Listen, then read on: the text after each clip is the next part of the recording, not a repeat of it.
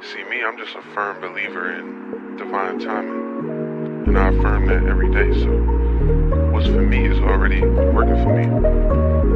I ain't gotta chase that, I ain't gotta rush that, it's already mine. I'm on my own timeline. You can't rush my greatness, I've been elevating daily on a mission for my people. All the love I've been receiving, oh, got me oh so dedicated to uplift the world's vibration. This is affirmation of alignment with the highest. This the road less traveled. You don't have a say so in how I move. You don't know my battles. Can't be on my boat with no paddle. How you talking down on the captain, but moving like cattle? Niggas try to play me, but that shit is funny. Get to know the new me. I've been getting money. I've been changing lives now. Conquer my depression, leveled up, and I'm alright now.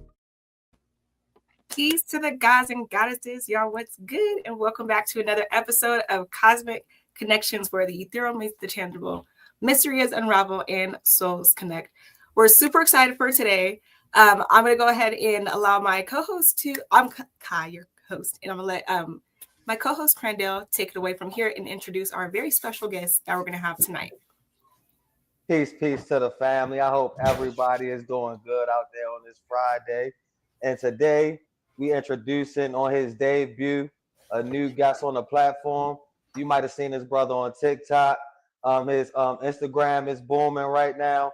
This brother is very unorthodox with the way he challenges certain things within the community, and his wisdom aligns with the knowledge that he's speaking. I mean, this brother isn't just a content creator. You feel what I'm saying? He's a voice. He's an artist. He's somebody that uses his platform to uplift and connect people together, whether in the conscious community or the intellectual community. So tonight, he's going to be sharing his story, his processes, and also give you a peek at his journey. So I want to welcome my brother, Eloheem Ali. Welcome to the platform, bro. Welcome. Thank you. I appreciate that. I got to ask before we start. Was that your song? Whose song was that? Whose That was Free Soul. That was fire. I never heard it. I'll send it to you. Okay. I never heard it. Free Soul. That's the one. Yeah, thanks for having me on here. Just I'm excited. So I like deep conversations. I like answering questions. So I'm excited, and when you asked me to come on, I was like, yeah, let's do this. So I've been excited. I've been having to wait. It's been a minute since we spoke about it. So I was like, all right, here we go, finally. So yeah, I'm happy to be here. Actually, yeah, I'm super excited too. I think that what you teach and what you talk about is something that's very important.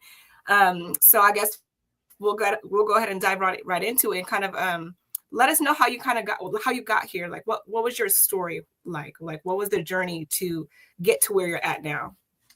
That's a long. Where do you want me to start? And so in regards of, are you asking in regards of like just consciousness, knowledge, or you're asking like, oh, okay. Mm-hmm. So if I'm being honest,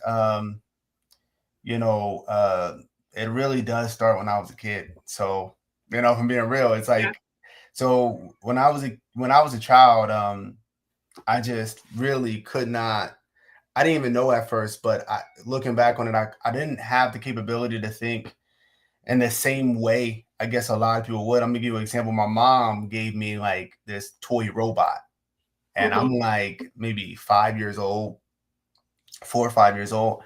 And I remember she gave me this toy robot, and I instantly was like, how do I know everybody isn't a robot? it's a funny question. But I'm like looking at my mom, and I'm like, yo, like, how do I know? And so through my life, these kind of questions bothered people, like, in math class, second grade. I never forgot. They were like, they made a small joke because 7, 8, 9. And I was like, 7, 8, 9. And I'm like, so I started thinking, I'm like, wait, where is 6? Where is 5? And so I asked, I raised my hand and I asked the teacher, I said, where is 5 located? Now, in hindsight, she might have thought I was just trying to disrupt the class, but I was genuinely trying to understand, right? This philosophical question is math discovered or invented? Like I wanted to know abstractly, where is 5? Now, of course, this is the education system. So she sat me in the corner for the rest of the year, right? No. And that's what they do, right? But as time went on, what I realized, to kind of pull this full circle, I got to 11th grade, and the counselor was like, what extracurricular class you want to take, psychology or philosophy? And I was like, I was going to choose psychology. And I said, well, what's philosophy?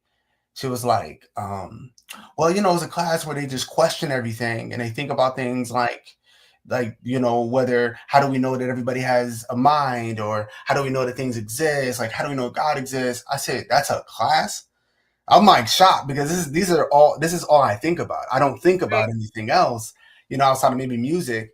And so I'm like, I can like go into a classroom and just talk about this stuff. She said, yeah, man, that class, honestly, it was 12th grade, changed my life, because it was the first class where it was okay for me to have very deep critical questions about reality, nature of existence, and where I was praised for even thinking in that way. It was first class when anybody even thought I was intelligent.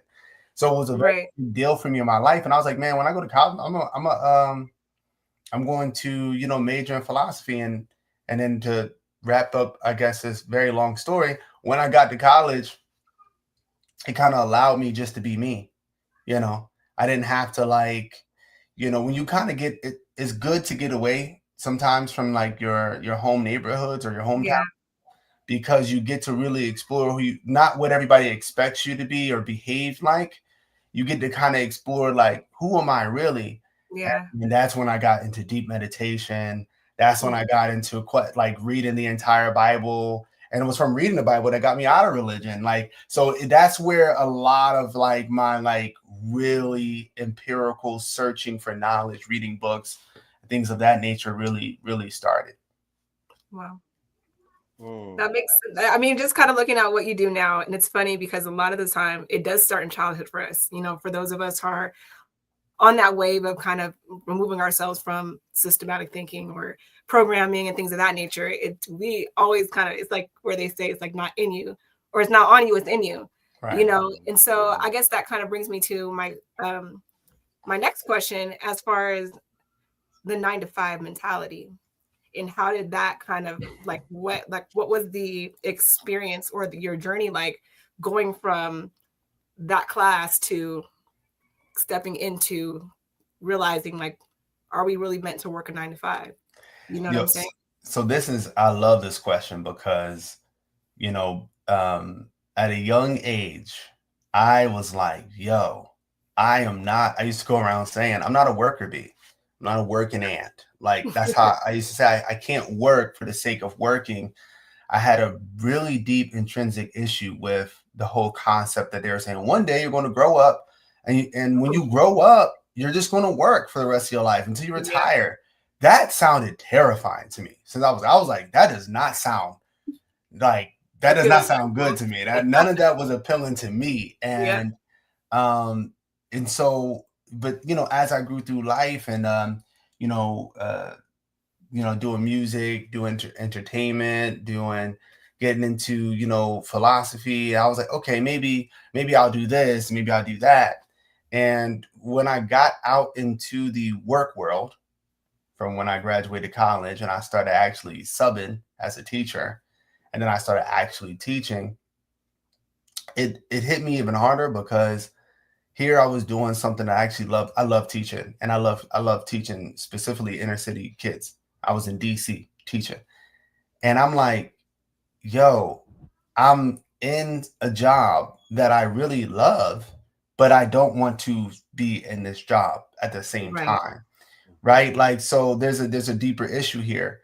And so this goes in two ways. So I'll start with just the basics of so I decided, I felt trapped, honestly. I finally landed at this one school. I don't know if they want me to put their name out or not. I don't know, but they were a great school. It was an all boys school in DC. I mean, they were really good. And this was a dream school. They let me create my own curriculum for history. I taught a class called Kings 101. I got to it was amazing. I mean, they literally to this day, they take children to Africa. They take kids to Africa, they take them to Europe, they take them to these places so they can experience what they learn about. So I love being a part of that mission of that school in DC. But again, I still felt trapped. Like I knew that this is not what I'm supposed to be doing, though I love this and I love these kids and I love teaching. And so man, I went and this is what I try to tell everybody. Never be afraid to invest in yourself. And I'm not saying that like, these entrepreneurs say it on the internet. I'm serious. Like, you cannot, and I just want anybody watching this, you cannot break out of 9-to-5 life unless you are willing to invest money and time into first and foremost. I'm not even going to say go and buy some stock or start a business. Self-education. Like, unless you're going to educate, you have to be willing to take the time and the money to invest in educating yourself on what to do with money and how to do business.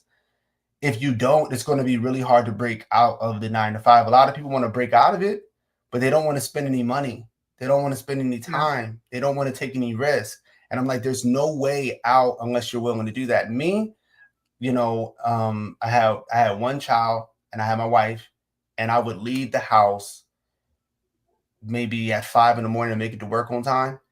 And then this is before I worked at my last school. And then I would leave school about 4 o'clock, 5 o'clock and do Uber Eats until about 11 and get back home at 12. So most people aren't willing to do that, but I wanted to make extra money so I can invest in something I know how to do, which was dog breeding. And so I did that. And then the second mistake people do is they quit before you don't leave something unless you have a true replacement for it.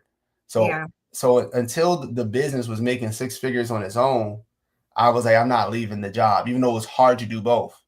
And so, but it was a lot of time, a lot of effort, and it was whack, honestly. If I'm being honest with you, it wasn't fun, but it was obviously worth it afterwards. And that brings me to, more so what I just gave a TED talk about. So people think that humans are one thing, but they're really not. And this is a really big issue. And this is where things get controversial and people get angry at me. So the number one, the worst thing that we could think as human beings is that we're not animals. And everybody gets angry.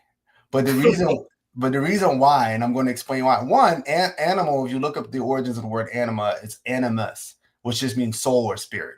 And if we use the definition, it just means an organism that needs organic matter. So if you eat, then you're an organism that needs to digest organic matter, and then you are therefore defined scientifically as an animal. Now, people don't like to be called animals because, especially if you are amongst those who are colonized, because people will call you an animal or half human, stuff like that, in order to legitimize enslaving you or oppressing you. So people of color are specifically sensitive to it. But with that all being said, you are an animal. And the reason why it's important to understand that you're an animal is because if I asked anybody on here, like, what's the purpose of a bee? What would y'all say? Like, what is the purpose of a bee? Don't think too hard about it. Pollinate. To pollinate, right? That's right. If I ask somebody, what is a lion supposed to eat? You would say meat, right? We're like, duh, right? But if I ask people, what are humans supposed to do? I'm going to get 20,000 different answers. Humans are meant to expand consciousness. Humans are meant to worship God. Humans are meant to find happiness. Humans are meant to da-da-da-da. If I ask people, what are humans supposed to eat? Humans are supposed to eat air. Humans are supposed to eat fruit, vegetables, meat only. What's happening is the reason why you could identify a bee's purpose is because you understand it as an animal or an organism at least, and then therefore you understand it has a natural habitat. And if I look at its natural habitat, then I can figure out what its purpose is. With a lion, you understand that it has a natural habitat. And if we study it in its natural habitat, then we'll find that it eats meat naturally. But since humans do not think they're a part of nature, and therefore do not think that they're animals, then they don't know. They don't even know that they have a natural habitat. They think their natural habitat is a concrete street, a slab, or an office room, things of that nature. And so if you don't know what your purpose is, right, then now I can tell you that your purpose is whatever I want it to be. I can tell you your purpose is to work a 9 to 5. I can tell you your purpose is to find a career path. I can tell you that your purpose is to, work until you die, and this is not just theoretical. We know this from John D. Rockefeller. When people were, all having their own practices, farming and such, man, they came with the oil and did this whole industrial revolution. But they had this problem. Nobody wanted to work 9 to 5. They're like, why am I going to work for you? Why would I ever do that? And so they had to create, they literally hired, and anybody can look this up, Sigmund Freud's nephew, I always forget his name, but it's Sigmund Freud's nephew. And they literally hire him to brainwash an entire generation to associate, first it was boys and girls actually, for boys to associate their purpose and manhood with working at a factory.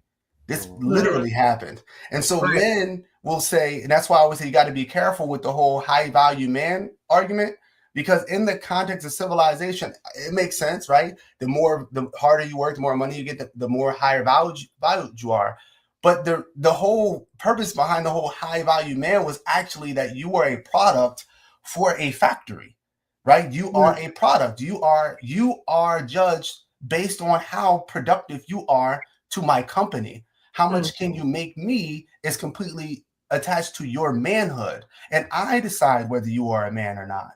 And, so we could extrapolate from that. So a lot of that is used to control us. But the reality is no one is made to work a 9 to 5. It doesn't matter if you're good at that 9 to 5. You're not made to do that. That's not what you're made to do. Just because LeBron James is good at playing basketball doesn't mean that his sole purpose is to entertain people by shooting a ball. That's ridiculous, But that's the way that we were trained and programmed to think since we were a child, since they slid a paper in front of you and said, what do you want to be when you grow up? And then you choose like something silly, like, astronaut. And then you work your entire life. And then you find out once you become an astronaut, I actually hate this job. Right. So, and so we have to, what I try to do is I try to break people away from that 9 to 5 careerism thought pattern. Not that you can't be happy, not that you can't make money in a 9 to 5 and use that to scale off, because that's what I did. So I'm not going to tell people not to do that. But I don't want people enslaved to the idea that they're literally made to work for somebody else. Right. And that is their only option. We are all made to be free. And to add to that, right, I think, to speak on that mindset that people always equate 9 to 5 with money. You see what I'm saying? One thing I learned, working a 9 to 5 and being in business is that I learned to see everything as a 9 to 5, right? Whether it's taking care of the kids, whether it's going outside and working in my garden, whether it's getting ready for podcasts, whether it's just doing something simple like folding my clothes. All of those things require energy. Just because I don't see a monetary reflection of it, like $1 million not going to pop in my bank account, doesn't mean that the energy isn't being recycled for it to come back to me in other ways and opportunities to get away from the 9 to 5. The knowledge that I'm learning as I'm at that job, and people trying to talk to me about minuscule, regular, lower vibrational things, my headphones in listening to lectures, my headphones in, what I mean? Listening and writing notes and not really entertaining the lower vibrational environment that comes with the 9 to 5, right? And also thinking progressive, like, okay, I just need this currency right now to elevate me into where I'm trying to go over here. So I'm not going to let this be my end all be all when it comes to my thought pattern. You know what I mean? 100%. I know it's all headed somewhere. And when 100%. People start thinking like that, then they can kind of it'll be a little bit quicker for them. You know what I mean? And being intentional too, because, the thing about it is that I'll say this, a lot of times we don't even realize that, why we're at that job in the first place. Because, we have a lot of people who have that specific job that they worked their life to get, or whatever the case may be. But there's also those who just have the job just because that's their survival. And I think that the time that we waste on that, not even realizing how much of an impact, a negative impact it has on our mind, body, and spirit to work in those, like a lot of those environments from 9 to 5, or a lot of times more than that. And you're basically selling your life force energy in exchange for crumbs. That's not going to get you anywhere, and you'll never reach that full self fulfillment if that's what you're looking for in a 9 to 5, in my perspective. Right. And I just want to hit on something that both of y'all are kind of commenting on. It's like, I always tell people so I talk about something called the money spell. Okay. And so when I say spell, I just want to be clear.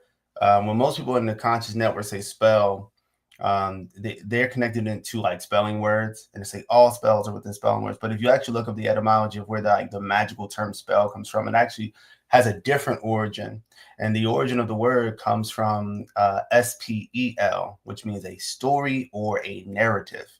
Okay, it's actually where if you look at the word gospel, that was the good story, God's story, gospel, the gospel. So, and a spell, right, used to be if a girl had a boy just like wrapped around her fingers, like, man, she got you under, her spell, or hey, why don't you sit down for a spell, right? So these are the way the word was originally used. The reason why that's important is because we find out that stories and narratives, right? Command stories and narratives are extremely powerful. I mean, anybody who's taken marketing understands this, right? If somebody's trying to sell you something, they're going to tell you a story, right? And so stories can go into our subconscious mind. We all actually live by stories. We all have to tell ourselves a story that we normally believe in. But if you have a subconscious story running in you, whether it's good or bad, I always say that's a spell, right? So for example, the money spell would be the story that money is either money over everything. So money's God, right? If money's over everything, it is the most high, right? It's God. Or money is the root of all evil. Therefore, money is the devil, right? Or, but the reality is money is neither of those things. Money is a neutral tool, right? This is what I try to explain to people. Money's neutral. It is like a hammer. You can use a hammer to destroy something. You can use a hammer to build something. It's like a knife. You can use a knife to kill someone. You can use a knife to cook some food. It really depends on what you're going to do with it. Right. And to go further, the third thing that you'll hear about money is that money is finite. Money is not finite. Any banker knows this. They all know this. You might have a finite amount in your pocket, but money itself cannot be finite. The reason being is because money could be cows, money could be sheep, money could be gold, silver, salt, money could be shells. Yeah. Money is literally a costume for value. If we all here on this podcast agree, and somewhere else they do, that cows are the most valuable thing on the planet, then we're going to trade cows. That's how it's going to work. I'll give you 5 cows if you give me this piece of land. I'll give you 20 cows if you allow me. Oh, you want to marry my daughter? You at least got to have 15 cows for that, sir. So that's money. Now we have currency going on there. And this is because money's a costume for value. People who make cryptocurrency, they understand this. They literally understand that if they can get everybody to agree that this digital, image or whatever it is, this utility is of value, then the price for it literally goes up. So they're literally using that to create money. And then last but not least, what I consider part of the money spell is what we were just kind of talking about full circle is that money is time. This is not true. People got to let that one go. Yeah. Money is not time, right? Time has so much more value than money. I can literally, in which I can make a lot of money and then lose it. Right. And then make it again, right? I can lose money and then make it. When I lose the time I spend, right, with maybe my daughter, my wife, my friends, my family, whatever, when I lose that amount of time, hey, I just saw the comments. I say hey back. When I lose that time, I can't get it back. And so you think it's a fair trade when you go to work. It's like, I'm giving you money for your time. But what they don't tell you is all the people who are living passively, who are making all this money, who are outside, they are not trading their time for money. I will assure you that they're not doing that. They wouldn't do that.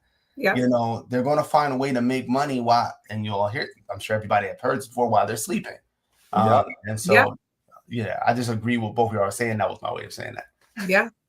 No, go ahead. I was just going to add to that by saying, like, by him saying, you know, money doesn't equate to time, just to add an example for the people out there. I can go work a job, right, and get paid X amount per hour. And let's say I make $500 a week, right?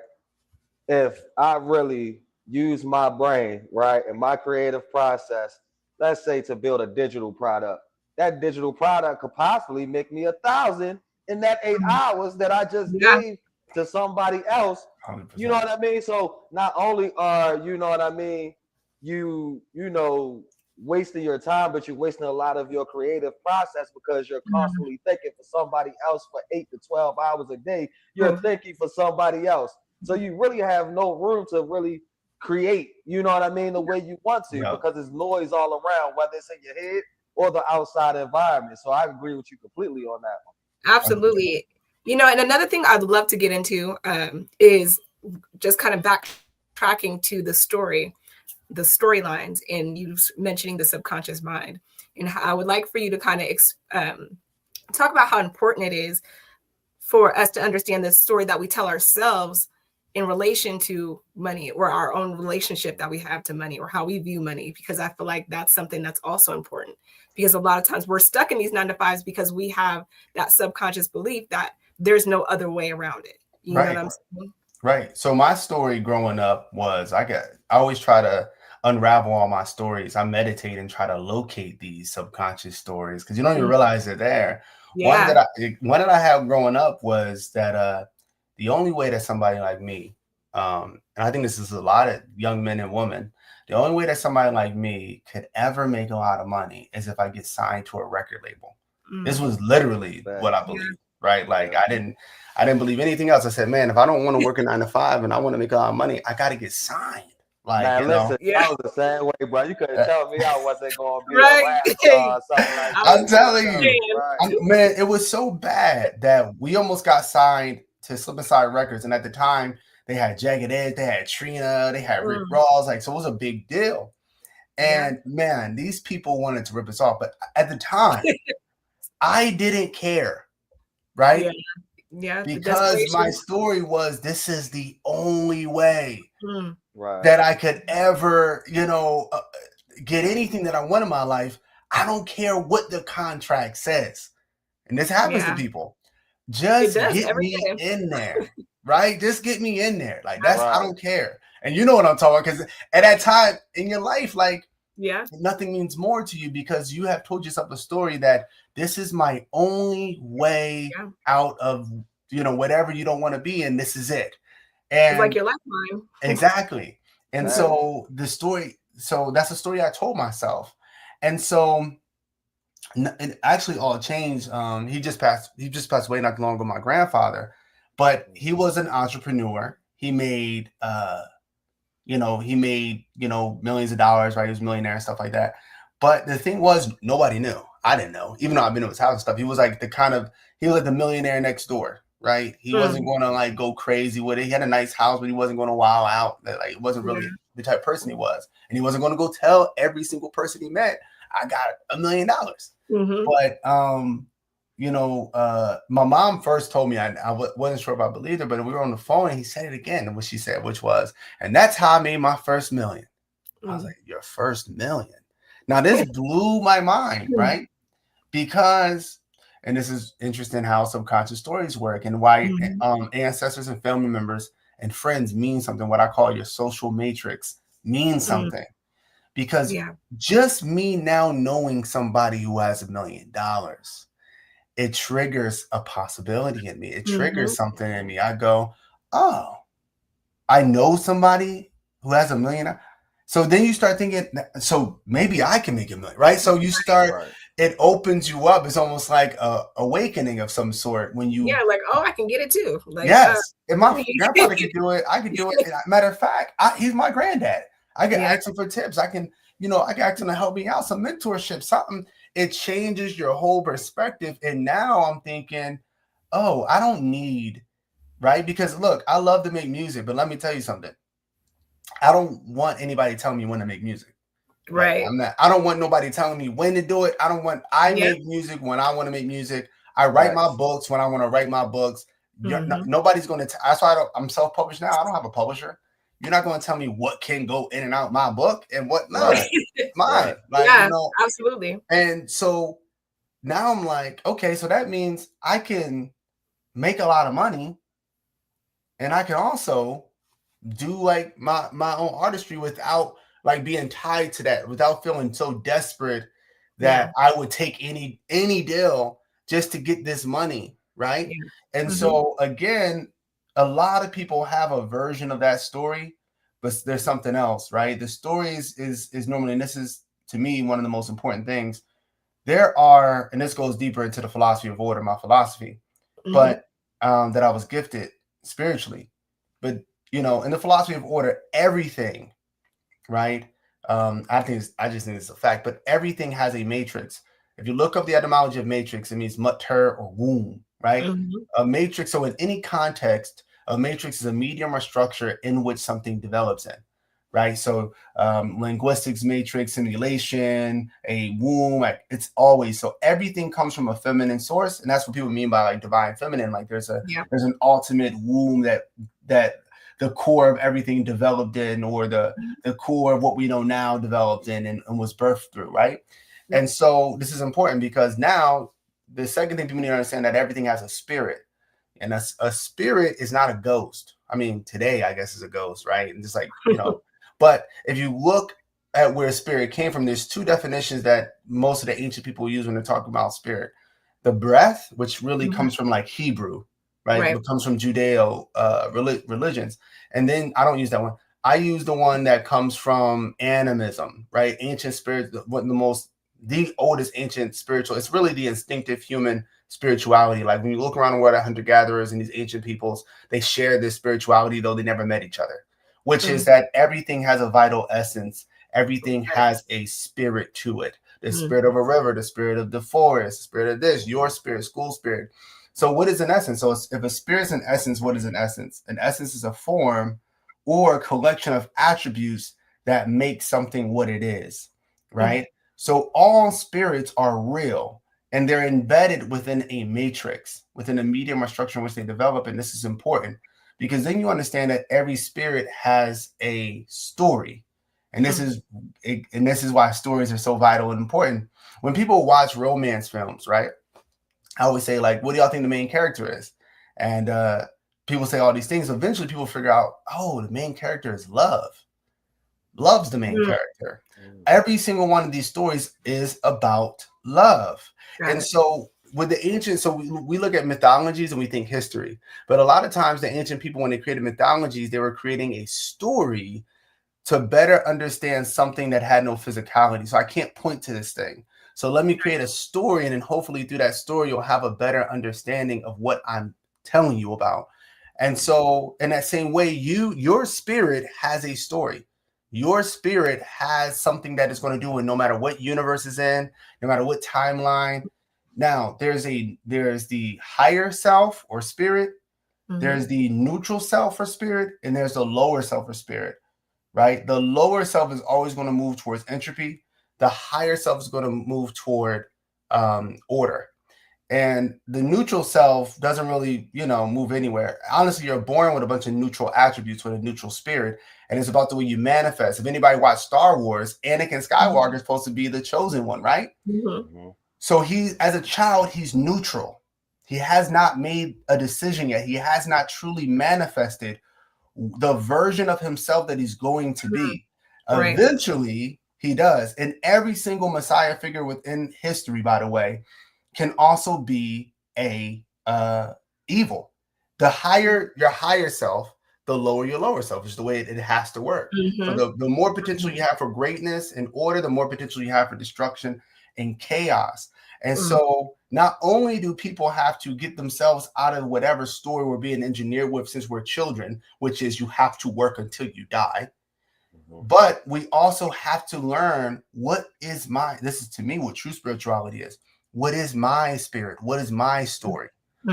Who am I? When you take away everything, what am I truly? What am I really? And then trying to manifest those qualities in the most positive way possible. And so, I hope I answered that question. That was like super long. No, that was good. That was good because I feel like it's important to understand because, again, it gives us that understanding that it's beyond what we see outside of us and that everything begins within. And that origin is important, just as important as the end, 100%. Absolutely, because if you look at the Nikola Teslas, the Einsteins, right? All of them had to do, research and studies on esoteric, knowledge and wisdom before they even came out with these patents, before they even started, manifesting the knowledge and wisdom they had from the 4D, 5D into the 3D, right? Right. So that's what I wanted to ask you about too, Eloheem, right? I think now within the communities, right? I think so many of us are waking up to that, spiritual doesn't mean broke, intellectual doesn't mean broke, and I feel like it's so powerful to see what you're doing, especially with your conscious creator, program that you're doing. So I want you to talk more about that, why you got into it, and what is it, gonna do to help the community step away from this 9-to-5 mindset or being stuck, in this matrix, in this world of working for somebody else? Right. So no, that's a great question. And full disclosure, it started off actually extremely selfish. Okay. So this is what happened, right? So I released this book. It became a bestseller. And it's called FAMS, right? Food, Forest, Foraging, Hunting, Anti-Fragile Modern Society, right? So I released. Find that at? You can find this on Audible. You can find this on my website. You can find this on Amazon. It's really easy to find. You just put Eloheem Ali, it'll pop up. But Okay. So the reality is, the whole point of that is to create so everything has a matrix. So you know how there's a higher self. A lot of people don't think about. So I always ask, which one is the better, right? Which one is your higher self?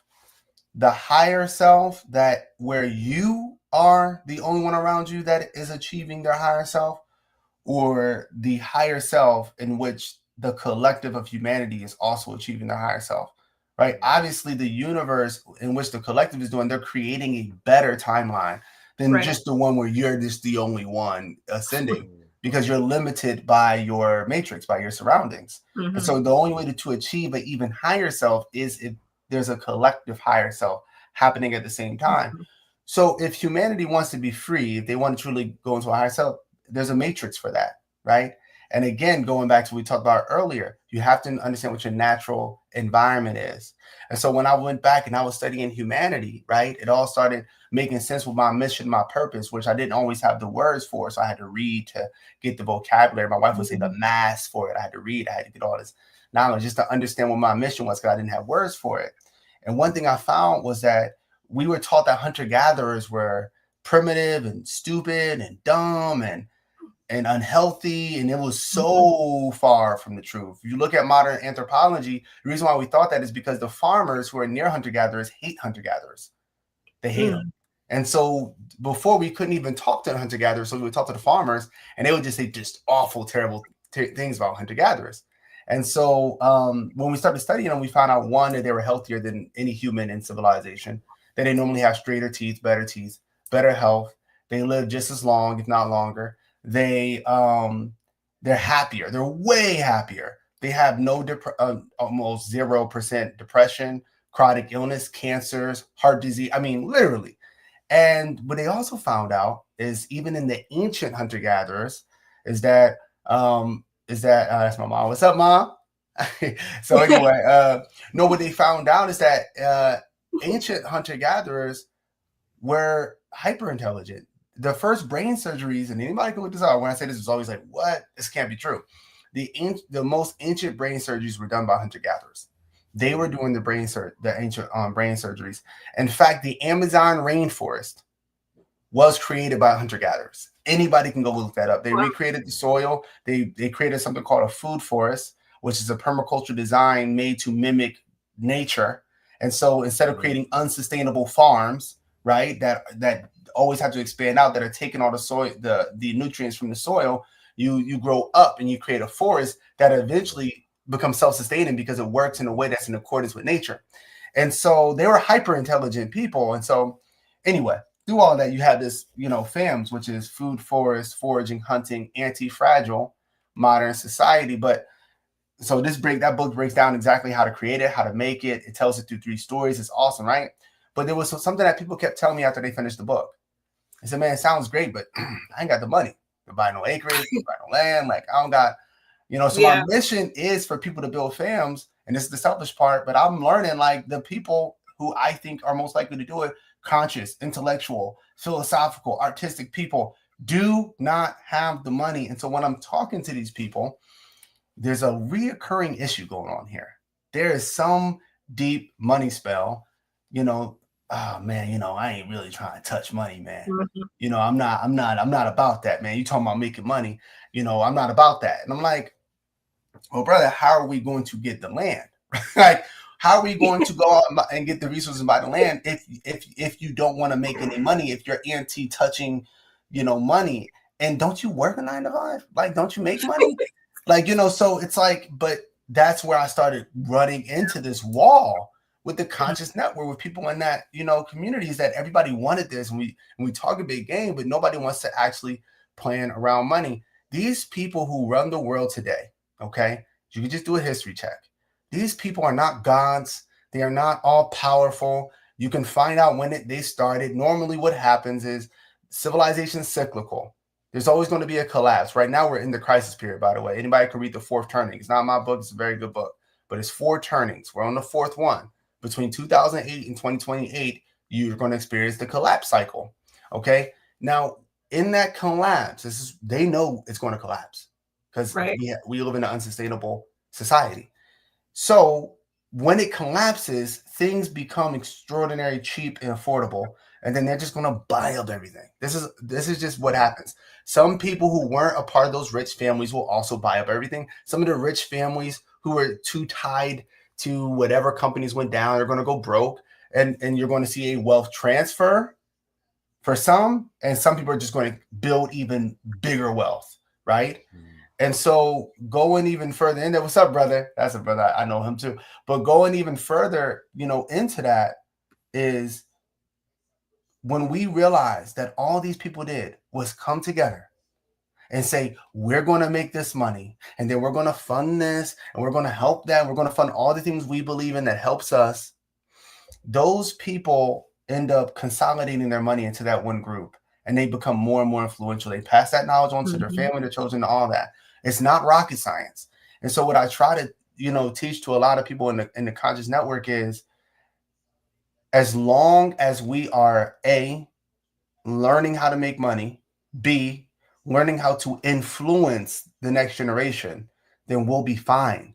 Those are the 2 things. So I have to destigmatize one, conscious people making money. People come to me, they say, you charge for your book? You charge for that? Like, oh, how much you making with that? I'm like, brother, you are not going to shame me into poverty. Right, exactly. You are not going to shame me into poverty. Yes, exactly. I make money, and I'm very comfortable with that because I have goals, I have ambitions, I have things that require a monetary exchange. And so, you're not going to shame me. That's all I said. When they come, because they come out the roots. If y'all start talking about money, people won't come out the roots and just say, bro, you're not going to shame me into poverty. There's nothing wrong. This is the crazy part, is that you'll go to Walmart to buy fruit, and you'll never say anything to your government while they're like charging you for fruit when you can get it outside. But you're not going to go get it outside. You're going to go have them do it. So, but you expect me to give you what I'm like, whatever, like the energy that I put into the knowledge. Because what people don't understand is that you've obviously spent years, right, time, blood, sweat, and tears into what you give and what you're giving and what's in that book. yes, You know, so it's not only just words and whatever that they're like getting or receiving, and it goes for right, anyone with any business. It's like, it's your energy, it's your wisdom, it's your experiences, it's the blueprint to where you're skipping the line. I've already right. went through what I have went through. Now I'm gonna give you the blueprint, so you don't have to go through what I went through, and you can pass me up in a shorter amount of time. That took me years to even understand. So 100%. it's like, And let me add on to that. So I always give the airplane analogy. This is Mhm. super important. You know, when you're on an airplane and the mask falls down, and they give you a whole drill. They say, look, man, if we lose oxygen, these masks are going to fall down, right? And they say, exactly, Cecilia. And so the mask falls down, right? And then, you know, they'll say, before you put it on your child, put it on yourself. Now, some people don't understand what's going on here. They think it's evil, but it's not. What happens is if you pass out, nobody can help the child. no one can help the child. So first, bring yours down, breathe, then pull theirs down and give it to them. Because if you pass out, no one's going to give it to them. Now you're both done. Now you're both dead. And that's exactly in that same way. What I see, not just in the conscious network, what I see in African American communities and Black communities is very frustrating for me. I see people give everything that they got for free, for nothing, right? I have family members like this, literally holding the community up, giving all they got, right? And then, you know, eventually somebody comes on and is like, yo, can you show me how to do this? Can you do this for me? They're like, bro, I got bills to pay. I've shut that whole thing down. I can't do that, my man. I got to do this. I got to do that. I'm about to get evicted. I'm about to get kicked out. But the reality is, if they would have charged for their services, then they would be in a position to help some people for free. And so what I try to explain to people, it's not even just that. It's like going back to the book analogy, bro. If these books don't pay for themselves, then I can't keep writing books. You understand that? Like they're those things are connected. I can't keep doing it if it's not paying off. We live in a capitalist matrix or a capitalist society. That's the reality. Now you gotta work it. You're gonna go to people like, you know, what I don't get is like, obviously that takes time, effort, and whatever else to do, right? Regardless of what you're doing, if you're working for yourself, that takes time, effort, energy. Like it's a lot of work, you know. 100%. There's no reason for you not to charge for your work. You know, you're gonna go to a 9 to 5 and get, you know, it's like, it just doesn't make sense to me. Like the connection between the two, and just like looking at someone and saying, why are you charging for that? You know, like, what do you mean, why am I charging for this? You know how long it took me to even like this is gonna help you too. Right. And not only that, right? But I think it's more so the fact that the way it has been perverted over the years, right? When you see these conscious leaders come up, they oftentimes start to, you know, make 6 or 7 figures, and what they do, boom, they hit them with some type of scam charge, or boom, they try to hit them with some type of charge that can get them possibly put away for a long time, right? And it has gotten to the point now where we're equating, you know, the money with, oh, this person sold, they sold, that's why they getting all this money. Oh yeah. Or, oh, you know what I mean? Or, oh, this person sold this person out, that's why they getting all this money. It's like, no, you really still have thought leaders, critical leaders, and people out here. Yes, they're going to charge you, but all of that is going back into the resources needed to help build the community. You know what I mean? It's not like I'm just using, you know, all of this money just to take care of myself, like, you know what I mean? And I'm just running off on everybody. No, if this man writing a book, and like he said, he get these books sold, that's what he's going to do. He's going to dive in deeper into his knowledge, his wisdom, and drop an even better book. 100%. You understand? He'll be able to, go ahead. Sorry to cut your wisdom. Sorry. But no, I feel like another thing too is that when you're in alignment with what you're supposed to be doing, that abundance is going to naturally flow in. It's inevitable. Because you're, and especially subconsciously, the story that you're telling yourself, and when you match yourself with the subconscious belief that I am abundant, that I am worthy, I am valuable, like you're going to naturally attract that energy back to you, because money is also an energy. And when you align with the certain value that you have within yourself, you naturally attract it. Right. And I just want to add on to what both of you were saying, and this whole money conversation is, one, money. So, right, I do give things for free, right? So, but I tell people is the only reason why I'm able to give things for free is because I'm making money. People who are not able to give any of their services for free is because they have not been supported enough. And I'm not saying anybody should just go and support them, by the way, but I'm saying that when they get to a point, they'll be able to give. People say, oh, well, this company, they give free things on that out, bro. You know how much money they're making? So when you make a certain amount of money, then yes, I can start doing more things for free and open it up because I know I can afford to. I'm making that much money, but people have to be, patient when people want to come in. The other thing is the reason why those conscious people get hit with a lot of those things and they're able to be taken down so easily, who start making money, is because people believe in this whole lone wolf concept. The worst wolves are my favorite animals. The worst wolf to be is the lone wolf. There's no wolf worse to be on the planet than the lone wolf. The lone wolf is often killed. The lone wolf will starve. The lone wolf will be bullied. The power is in the pack. And so, with the CCC program, the whole idea is for people who can't afford the next stuff. So going back to so I had the whole philosophy of order thing. I'm trying to get the money for that. But what I learned in doing that was there were people who they just weren't there yet on thinking about how to literally capitalize, off of today's social media to make money. So I was like, okay, I got to create a different group because these people are on two different places. So I created the CCC group. All right. As a part of the architect mindset. So I have the architect and I have the CCC. So the CCC is really for people who want to be a part of it, who still want to network and talk to people in the conscious community, who are about growing the social media, about making more money, about all these things they want to do, about building a better world.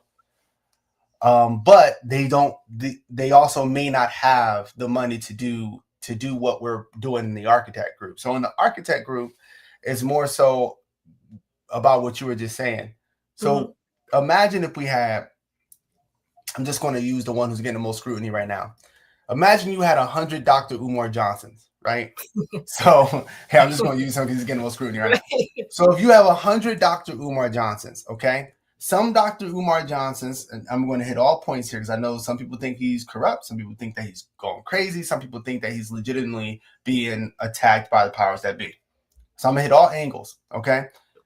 If you have 100 Dr. Umar Johnsons, a group of 100 Dr. Umar Johnsons, one, you have much more money that's being pulled together from different sources. Two, you have much more influence, right? Because they all are influential in different places. But last but not least, you have a giant Dr. Umar Johnson safety net. So in the case that one of them gets framed by the powers that be, okay, you have 99 others. But let's say 20. Okay, you have 80 others. Let's say 20 others get corrupt, as some of our conscious leaders do. And they realize in the journey it's easier to scam and lie to people than it actually is to consistently build and to teach, because that happens, unfortunately. And so you lose into 20 more. Okay, boom. Well, we still got 60 people in that group. Okay, so let's say another 20. We lose another 20 of them to, they just can't do it. They thought they could do it. They can't do it. Well, you have 40 people left still building this school in different locations around the world who are getting it done. And they can support those 20 people who legitimately want to do it, but they just don't know how. They can talk to them. They can tell them how they did it. They can give them money. They can give them advice. It creates a social network. So I'm doing it. I'm creating, a group right now. We're at about 6 people. The goal is to get to 10 first and then 20 and, scale from there. But, we want to start off with 10. So we want 100 people. Everybody's going to be giving money in monthly. So it forms like I'll say it here on YouTube. I mean, I don't care. So this is the reality. I call it a mastermind because algorithms don't like movement. They don't like that terminology. Just so anybody watching this, by the way, If you are a conscious creator and you're using the word movement, revolution, I'm just saying they got AI algorithms. You will get suppressed in the algorithm. Mastermind's okay because it's purely business. Right. And so, you know, we have that. So it's a community. What we want is people who are serious, who actually want to change things, giving their money into it monthly. The money's going to go towards two things. One, FAMs. I told y'all, this all goes back to my mission for me. But the main thing it goes back to is FAMs, building one on 100 to 1,000 acres as a beacon to show people that it can be done. And then it's not as hard as people think. But then the other thing, because I always tell people the number one thing you always want to figure out is how to fund your mission. So I'm on that. I'm going to be on that forever. Anytime you hear me talk about money, you want to hear me talk about FAMs. So that's my mission. That's what I'm sitting here to do. My kids know about FAMs. They can tell you about it. So so that's my mission. So money goes for that. But then we also make sure the money goes towards what I call field trips. So the field trips are, I've been in masterminds, y'all. I'm gonna tell y'all right now, I don't mind paying for education, even if I'm on my last dime. I'll pay hundreds or thousands of dollars to educate myself. So, you know, I was spending all this, and one of my main issues when I join these kind of groups is like we'll pay to learn something, but I'm like, man, all this money I'm spending, like, I feel like y'all could fly us out and learn about this. Like, I don't know. So I'm because I spend some money in these masterminds and things. But the reality is, I'm like, you know what? I'll do it. I'm always like that. My mom taught me like that. Like, I'm like, bro, you know, I'll do it if they're not doing it. Yeah. So when we were like, okay, people talk about Earth. I don't know if y'all are familiar with Earth ships or these kind of sustainable kind of homes. But I'm like, instead of just learning on Zoom, why don't we travel there in person with each other, network in the physical, and actually go and learn that? Why don't we take one international trip as well and learn about XYZ? Why don't we have a retreat where we all come together? Because this is what these people are doing, by the way. This is what all these people are doing. Have a retreat and meet together, discuss meeting plans, and also have fun. What this creates is an actual, because this is what I was telling you earlier, we say conscious community. I'm like, I don't know, it's not much of a community, maybe it's a network, but you can actually start creating something like a community of people. And the main thing that we want to use in the architect movement is influence. So yes, money is important. Bringing all of our money together monthly to go towards something is super important. And that's great. But what's even, in my opinion, what's even better is building influence. So that's what the CCC is about.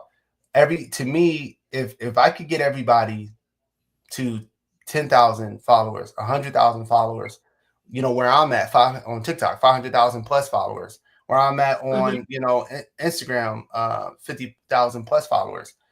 If you have 100 people with that kind of influence, and then on top of that, to me, it's all about showing people what I know. How do you make money from that? Because, you know, followers is just vanity unless you're making money. That's what I tell people all the time. Right. If you're not making money from your followers, it's just vanity. It's just a cool thing to show everybody. But you want to be able to leverage attention for monetary gain. So I want to teach them that. And then it's teaching them how to get that TED Talk. I just did a TED Talk, y'all. It's not as hard as people think. Now, I'm going to tell y'all, I'm hoping, I'm going to say that they will. But when somebody does a TED Talk, it doesn't mean that it's going to, they might censor it. So I don't know. Hopefully it's not. I'm speaking that it won't be, because it's taking longer than they should to post it. Right. But if everybody has TED Talks, and then last but not least, I have 4 best-selling books. So I'm going to teach everybody how to get those best-selling books. Right. Why? So if you have 100 people who have best-selling books, over 100,000 followers, TED Talks, who are traveling, who are together, you are building a group of hyper-influential people. And then from there, you can actually make actual change, because everything's about influence. These dictators of countries are literally coming on podcasts and social media lives. These to capture some of that power of influence. So social media, it's like a power that we've never had before. Literally, with my phone, I could talk to 1 million people at one time. It's absolutely ridiculous. Yeah. And so right now it's about taking that and using that to create something that we want to create, especially when since things are getting crazy right now. It's going to be the time to rebuild pretty soon. So absolutely. Yeah. No, you perfectly fine, man. I love every aspect about that, because, you know, we don't really see too many people that's doing what you're doing in the conscious community. You feel what I'm saying? And one thing I always speak on is that we all must learn one skill, right, that can help us, you know, collectively moving forward. Like you said, buying that land. Well, I'm working on agriculture. You know what I mean? I'm studying that every day. Whether it's regenerative, farming, or permaculture, like you said, homesteading, and all of these things, right? And then you have these hunters and gatherers, right? That know about crossbows, that know how to make weapons out of certain, let's say certain bark that comes from a tree, right? And then you need a divine feminine out there that know how to sew, that can put you some clothes together real quick, that can put you some shoes together real quick. 100%. You need a healer that knows about herbs, right? So when things get critical and pharmacies get closed down and the world just start going to shit. That's why I love, what you're doing, because it's like, oh man, this brother is really like, taking the action, on things that I've been speaking about for a long time, about people actually coming together and doing these things. So, brother, you need to read FAMs, man. You gotta read FAMs. Seriously, I got it in my notes. I'm gonna go purchase it, bro. Go purchase it. Get the audio book, because it's really meant to be audio. Get the physical too if you want, but I'm telling you, man, go listen to that. I'm telling you, bro, just go listen to that audio book. I'm about a physical copy, man. I'm definitely, because I support my people, man. One thing, my people know about me, I'm always going to support. I appreciate that. I just want to give everybody another pointer based on what you just said. I learned this early. The number one thing when y'all are out here selling things, this is what I learned. I learned this in music actually first. Never say support my XYZ. I'm gonna tell y'all something. People, and it sounds mean, I learned this myself. People do not want to support you. People want something of value from you. They don't want to support you. They want something of value. And so, my first mixtape that did well solo by myself was called Controversial. And I had a completely different marketing campaign. I never said it was my mixtape. All I said was, man, this mixtape is fire. And I had a link to it. Yo, this song is crazy, right? Because when I say on there, yo, man, I just worked really hard on this mixtape. I've been working on it for a year now, man. I had some of my best lyrics in. I've never rapped like this before. Crickets. They nobody wants to support your mixtape, bro. I don't want to hear somebody's mixtape. What people want to hear is good music. They don't want to support your mixtape. They want to hear good music. And the same way, that's why I say one thing within the more melanated community is a lot of support. Got to take that language out. Listen, man, I got something that will change up. And by the way, it should be true, right? Don't lie. But when I talked about, if anybody goes, now I don't have to, because I do have a lot of followers and I have accolades. But before, I never said this was my book. I never told anybody this was my book. All I said what was in it. I said, yo, in this book is this. I'm telling you. And I told them what I believe. This book's going to change your life. It's going to change the way that you see the world. So people got it. And then people would get it. Tell me I got it, man. That book was so good. Talk to me for a year and then be like, hold up. You're the author of the book? Right? And so, because I wouldn't even say it in the beginning, because I realized that people, especially on social media, are self-interested. It's not wrong with that. I am too.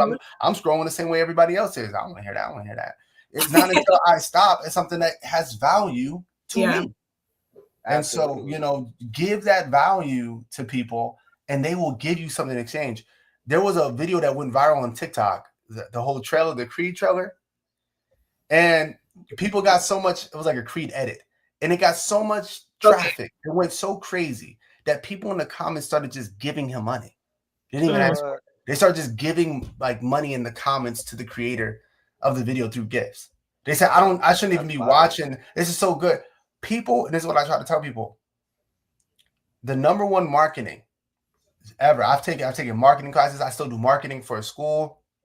I obviously do marketing for myself. The number one value of marketing, there's two kinds of marketing. There's propaganda marketing, and then there's genuine marketing. Propaganda marketing is like that aggressive salesman that keeps calling your phone. Right? They'll just keep putting it in your face until you go, all right, let me go check it out. That's like that propaganda, or they'll lie to you, they'll tell you things that aren't true, right? And some people mean well, but that's like that kind of marketing. Then there is the kind of marketing of, I'm going to create something so great that people will feel that they should give me something in return. When you make, and y'all, and everybody's been in this situation, when you do something for somebody, oh, honey, let me give you something. Like, I've done things for people, you know what I'm talking about? Let me give you, because you have done something so valuable, they feel that law of exchange. They feel that I gotta give you something. Let me give you something for what you just gave me. What you gave me was so great. I'm gonna give you something. Or number two, they just talk to everybody about it. They just can't stop talking about it because it just gave them so much value in their life. And that's really what you should be, aiming to do, Yep. And that's powerful right there, because a lot of people don't understand that sales psychology. You know what I mean? And that's just with anything that you're doing. Like you said, nobody just want to hear it's like, go support me, blah, blah, blah. Because they're not going to support you until you get to where you need to go anyway. First, you got to prove that you can get there before they even come support you anyway. You know what I mean? So that's one thing I had to learn, like even with my clothing brand, you know what I mean? Like I just blend the esoteric, symbology with streetwear to make you feel more comfortable in your spirituality, but also giving you quality material. Let's just say something like, some of the hoodies I have, they 400 GSM, right? That's pretty much a 90% cotton blend. And we know what you put on your skin will go into your skin. That's why I had to stop wearing I'm getting out of wearing like compression boxes with a whole lot of polyester. You're restricting your organs. They got microplastics seeping into your 100%. Skin, all 100%. Kind of stuff, right? So like you said, you have to find a way to, add value rather than just saying, okay, here's just, my product and I need you to support just because it's me. 100%, man. And that's like, I feel like that's when you actually believe in what you have though, too.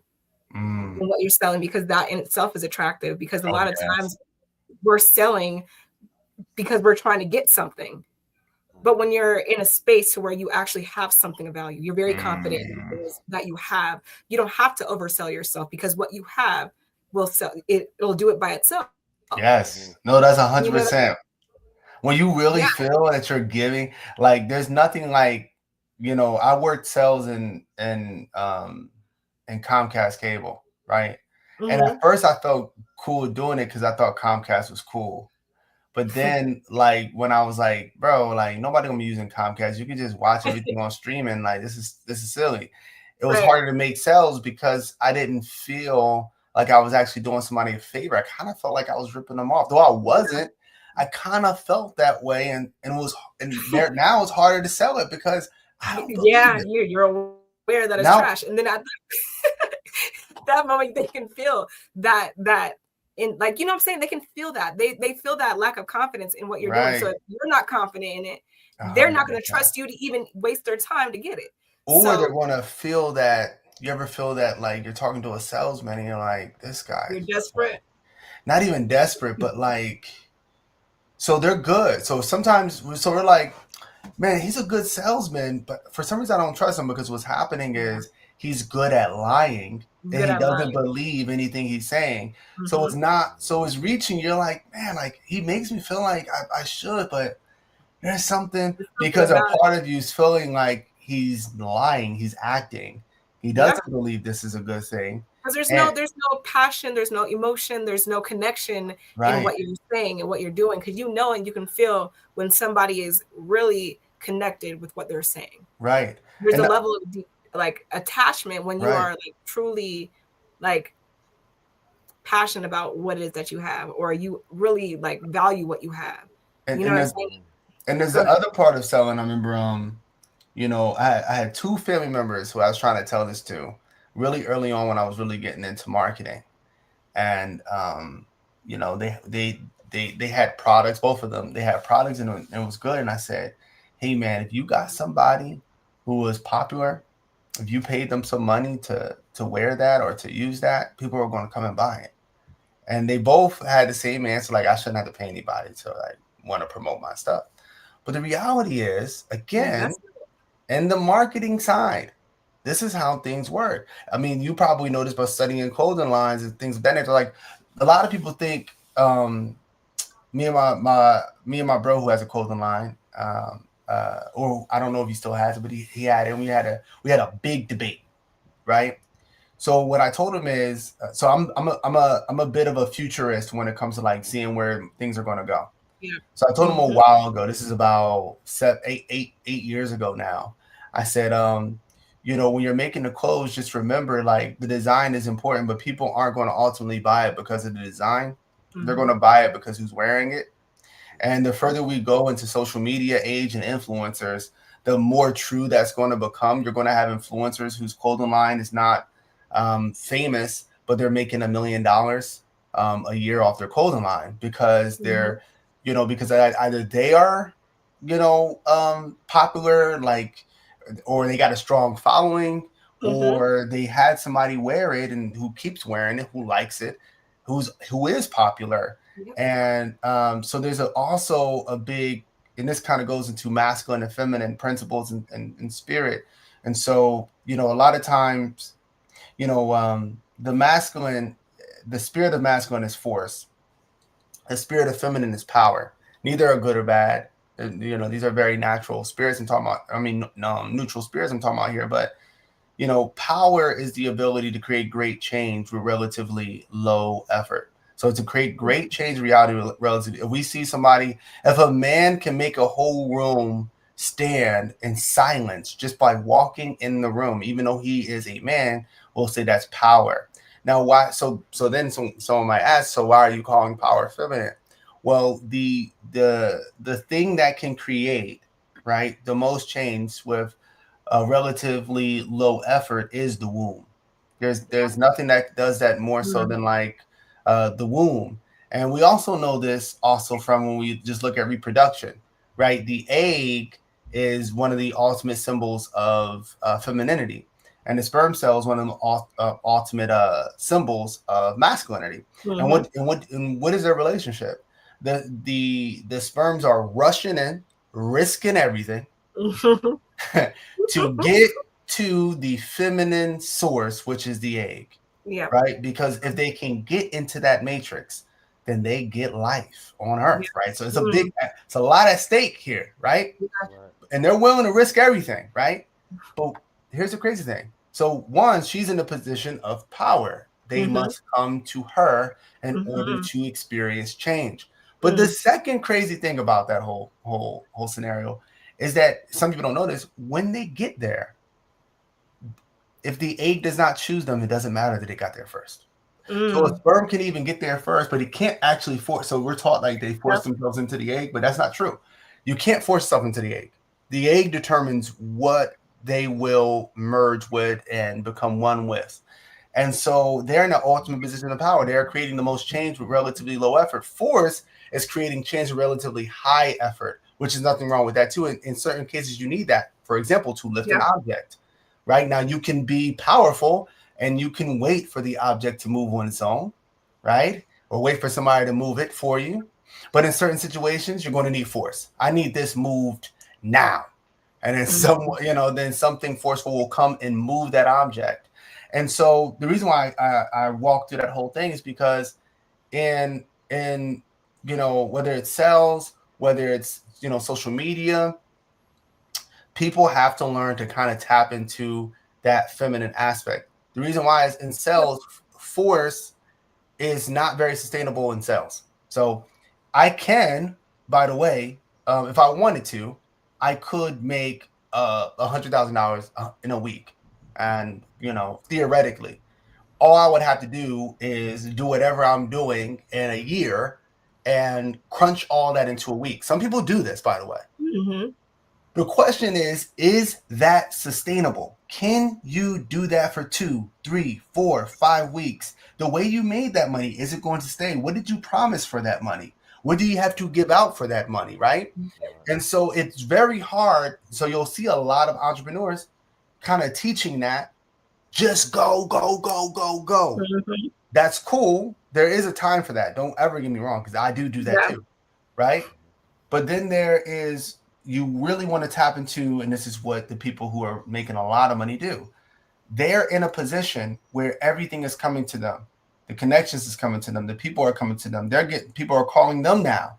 They're at a position where they have reached such value to whatever space they're in. Everybody wants a piece of them.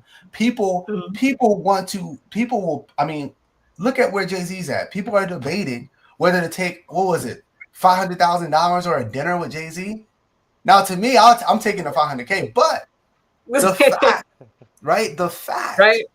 that this was a debate Right. gives you a demonstration of the power that Jay-Z has in business right now. That some people are saying, "No, you're silly for taking the money. You're talking about sitting down with Jay-Z, right?" Mm-hmm.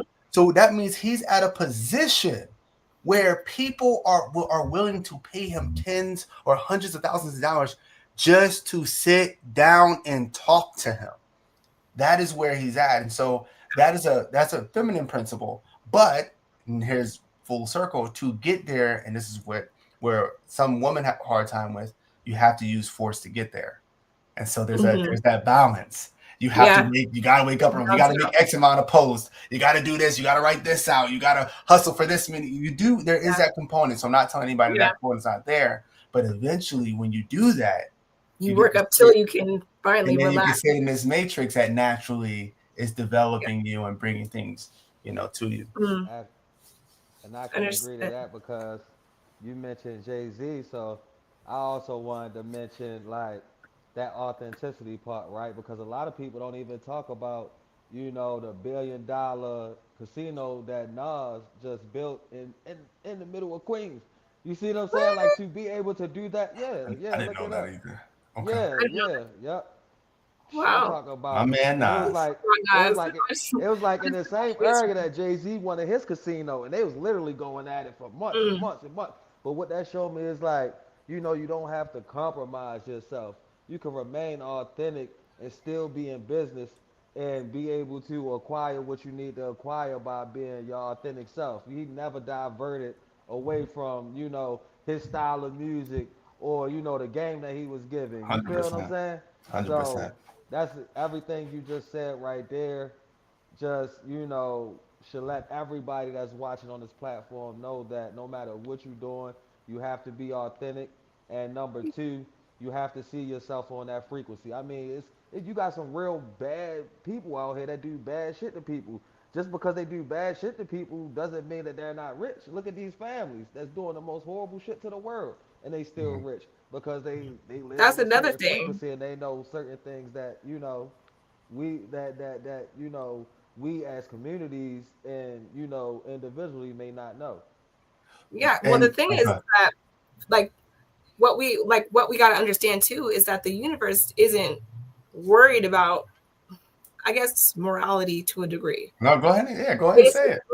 Like they don't. It's not about good and bad. Like you have people who are rich every single day that are probably killing people and whatever else. You know what I'm saying? But and they're stacking whatever. But it goes back to the subconscious programming and the story that you're telling yourself. Right. Because if you believe that, oh, that's mine, I'm worthy of that. Like that's, this is what's going to happen for me. And you are certain, and there's nothing that can shake that. It's bound to happen. Yeah. And I want to go into that. One, the universe definitely does not care about what you consider good or bad, for the simple fact that good and bad, this goes back to philosophical ethics. So no matter how much things my phone can do, if my phone cannot make a phone call, it's a bad phone, right?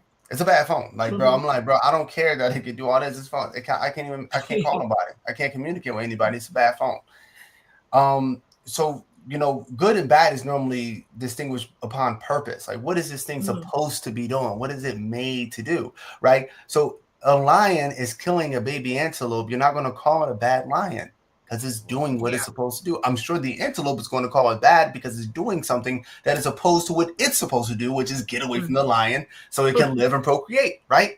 And so, you're always going to have those kind of things going on in the universe. It's just the way that things work. But to go even further than what you were saying, so this also goes back to the philosophy of order. Every spirit has a matrix, right? So in reality, and this is my only issue with the law of attraction. So I've done a whole breakdown on this. I talked about Helena and this whole thing about it. Not going to go into all that, but here's what I'm going to say is, so sometimes you get people who will come on the internet. It's normally, by the way, I just want to say it clear. I am going to critique a certain group of people, but I don't believe that races are real. I believe we're under a race spell. That's another talk for another day.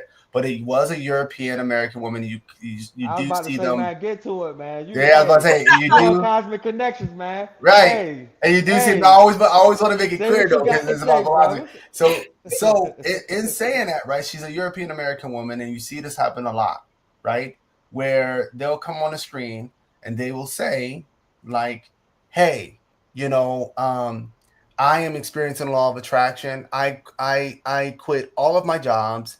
And I did XYZ. I spend more than I could ever make. And I spent way over budget. And guess what? I experienced $80,000 the next month. And then people will look at that and they'll go, I need to do what that person is doing. Now, the reason why I brought up her ethnicity is because people need to understand that not everybody exists within the same matrix. The matrix is a medium or structure in which you develop it. And a lot of us have what's called survivor bias. People also do this with, hey, did you know that this billionaire, he dropped out of high school, he dropped out of middle school?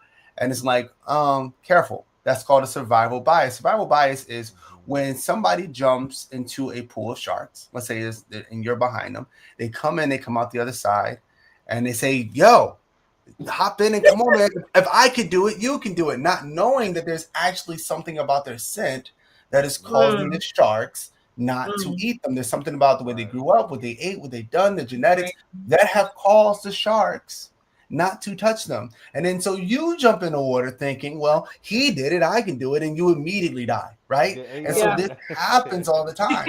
And so people who talk about the law of attraction, what they'll say is, soon as I started to think that I was rich, I became rich. Yeah. And there's an issue in this. And so there's a physical matrix, there's a social matrix, there's a mental matrix, there's a digital matrix, right? So some people, and so if you want to be rich, you have to live in the matrix of somebody who's rich to create that spirit of you, that version of you, that's that. Some people literally grow up in a matrix that has all of that except for the mental matrix. They already had the social matrix. Everybody around them had money their entire life, right? Every single person around them was big. Second, everybody had, a nice, upbringing. They came up in a nice town, a nice neighborhood. They never knew a struggle, right? Their parents, they already taught them how to use money. They already taught them how to, properly use that. All they needed was to make the mental switch. All they had to do was make a confidence switch. And because the matrix was already aligned in all the other aspects, just shifting their mental frame of work, they were able just to boom, right? And some people, by the way, aren't brought up in a rich matrix. It's still, there's something about them that's unique that they just made a mental switch and they just started making money too. So that's true too. Right. But it's very important to understand that matrices are very important. Yeah. Because when you have people just saying that, it leads people to making bad decisions. So I always say, change your physical matrix, your social matrix, your digital matrix, and then your mental matrix will naturally follow, right? If you're in the right physical matrix. So yes, for example, Walmart knows this. When they're trying to create the version of you that's a consumer. So when you walk in Walmart, whether you know it or not, everything is shaped, positioned, and put in a way, the temperature, everything is created in a way to make you spend as much money as possible, right? They'll even put the kid things at the level, the height of children, right? On your way out, they'll throw things there that they know you might need. Maybe you need something to drink, yo. Maybe did you think about that gum? I know you need some gum real quick. And so on your way out, you're seeing all those things. These I could spend an extra $1.25. Yeah. I could spend an extra $2 on this. And so it's made to manufacture you into a consumer. And that same way, though, you can actually adjust your physical room, your household, your life in a way that makes a certain version of you more likely. I always say, how are you trying to create a business and your room is not orderly? Right. You have a contradiction going on. You have to take care of that. You are literally misaligned. How are you going to become rich when you have a social circle that does nothing but tell you to spend money on bad habits, to go into more debt? You have to be around people who are making a certain amount of money already because they will tell you, hey man, don't do that. That's silly. Or when you decide like, hey man, I think I'm going to start investing. Oh, yo, bro, matter of fact, before you invest, here's the things that I did wrong. Don't do that. Do this instead. Right? You're in a social circle of people who are also amplifying that. And so, so you got it. And then when you have that mental matrix, now all of it is perfectly aligned. Before you know it, you become that person and you kind of shift into like a different timeline with it. And now you're looking around. This is happening to people. This happens to y'all in certain situations when you look around and you're like, yo, my life is completely different. Like, I kind of woke up in a different reality almost. Or something timelines. Like that. Right? Yeah. So, Yeah, that's fact. Yeah. Bro, well, that's a great place to. So, what we're going to do, guys, because this is a great place for us to go on a quick commercial break. Once we come back, we will be taking questions. So, have your questions ready. If you guys want to join the live, there is a link in the bio. Otherwise, you guys can post your comments or your questions in the chat, and then we shall be right back shortly.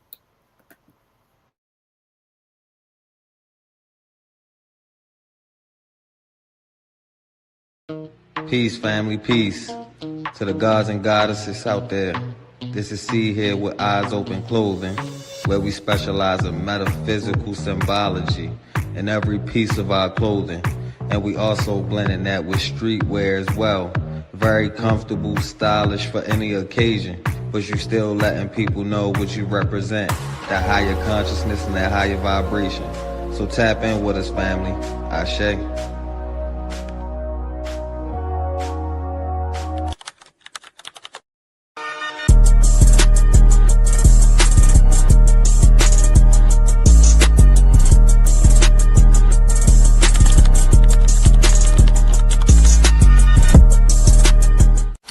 This is Cecilia A. Goddess, founder of Connection to Ascension. I help people transform their lives through spiritual work, manifestation, and healing.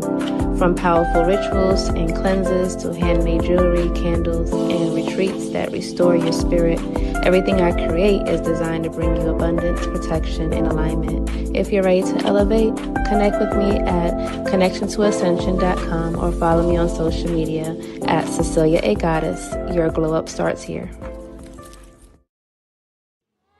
Are you ready for your rebirth? Well, visit sacredmelaninedalchemy.com.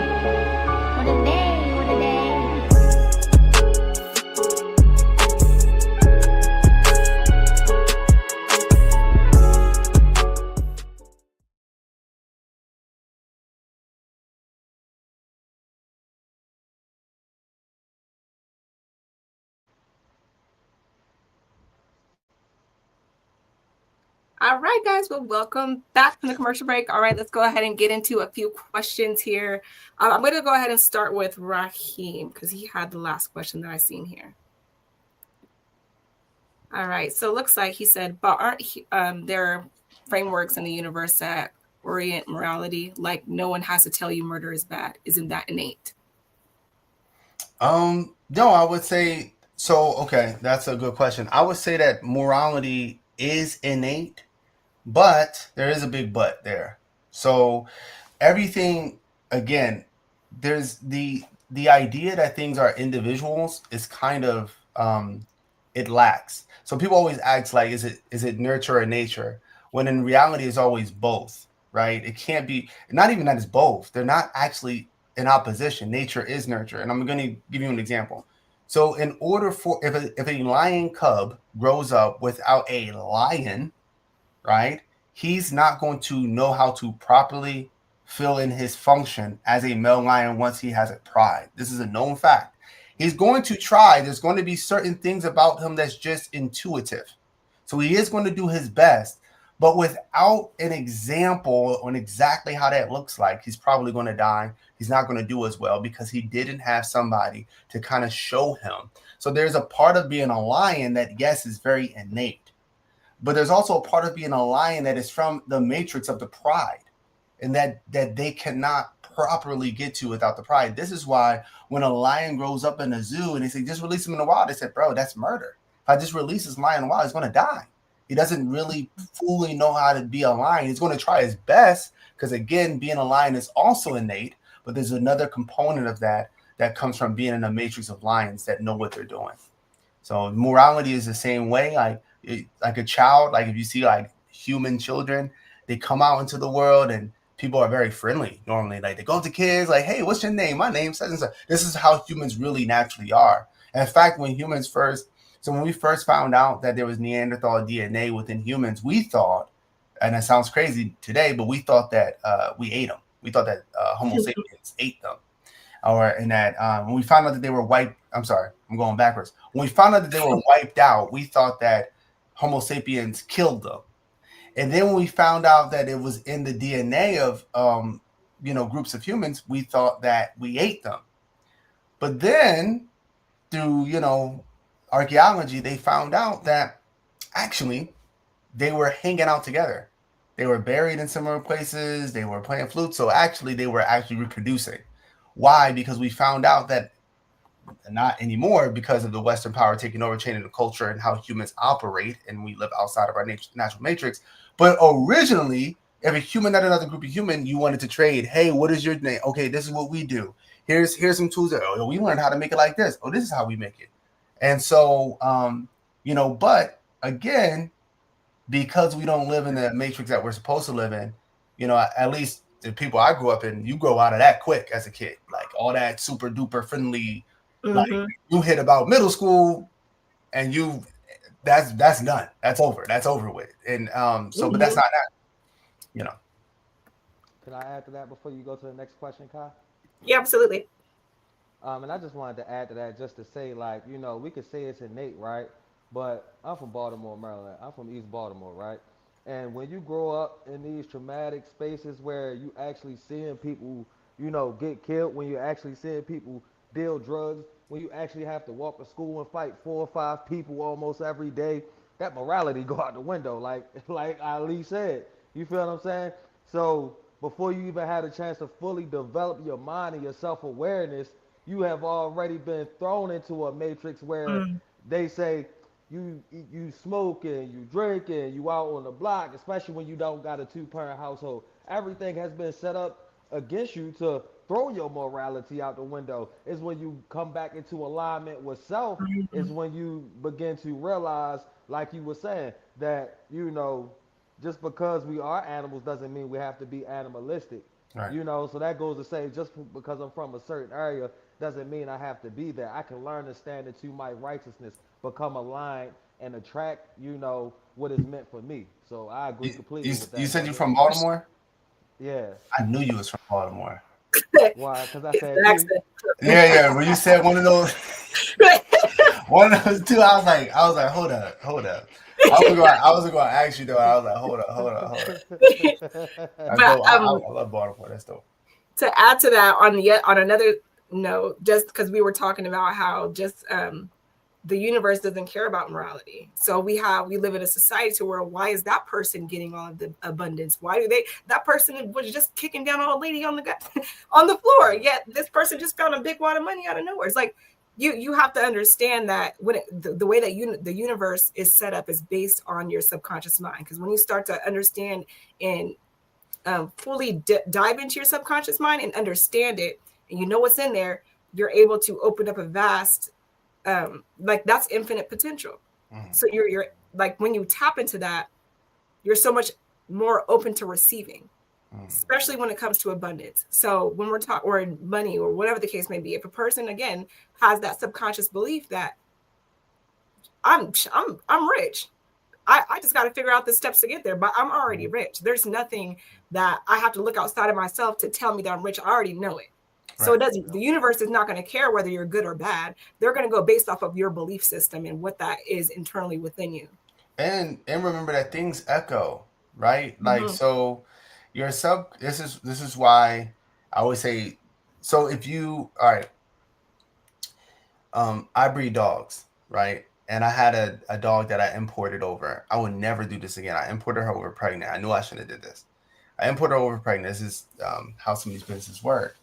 And but anyway, I imported her over pregnant, so I had to get to know her. Short out was a friend. We were cool. She was a good dog, so that was easy. But she still wasn't comfortable with her environment. She just wasn't. She wasn't there long enough. So when she had her children, she tried to kill him. She laid on all of them. She flattened them out. I saved 3 out of 4 of them. I brought them back to life. Anybody who's a breeder, they know this stuff is rough. But I brought them back to life, and I separate them, and then I had to take care of them myself, which was, I mean, it was horrible, honestly. But I did. They grew up. But the point is, I gave her another chance with another litter, and I was terrified. But with the second litter, she did great. She was an awesome mom. The difference was she had an environment she trusted. She trusted me. She trusted her environment.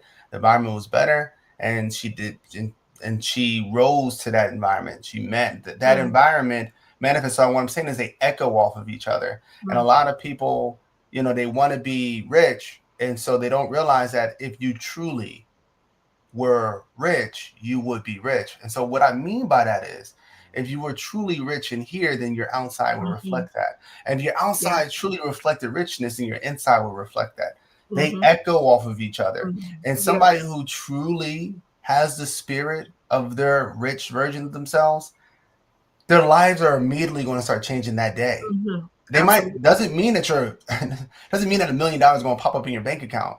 But what it means is that without you even having, again, subconscious, without you even having to think about it, you're going to start making the moves and doing the things that people do when they're on the road to becoming rich. One of the biggest issues is that people don't understand that it takes time.